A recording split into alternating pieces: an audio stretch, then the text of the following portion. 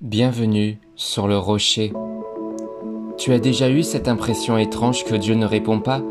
Tu pries, tu pleures parfois, tu lis la Bible avec foi, tu fais tout ce que tu peux pour l'entendre. Mais rien, pas un mot, pas un signe clair, juste le silence. Et si ce silence n'était pas un vide, mais un langage? Et si Dieu parfois choisissait de se taire pour te parler autrement? Aujourd'hui, on va plonger dans plusieurs livres bibliques où Dieu semble absent, silencieux. Et pourtant, sa présence, son action, son amour s'y déploient puissamment. Dieu parle même quand il ne dit aucun mot. Le livre d'Esther est unique. Le nom de Dieu n'y apparaît pas une seule fois. Et pourtant, l'ensemble du récit est rempli de coïncidences si parfaites qu'on ne peut parler que de providence divine. Esther devient reine au bon moment. Mardochée découvre un complot. Le roi perd le sommeil au moment clé. Dieu n'est jamais nommé, mais il est partout agissant.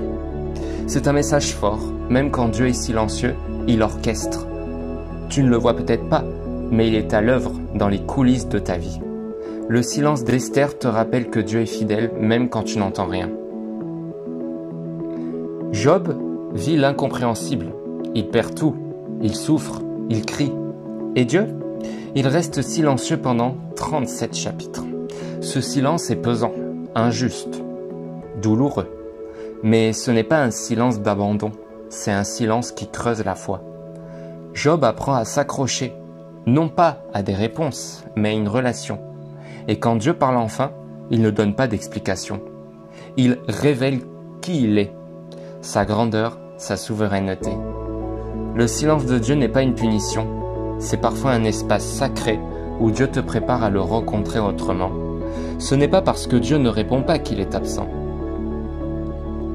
Après le dernier prophète de l'Ancien Testament, 400 ans de silence, pas de prophétie, pas de voix céleste, aucun miracle mentionné.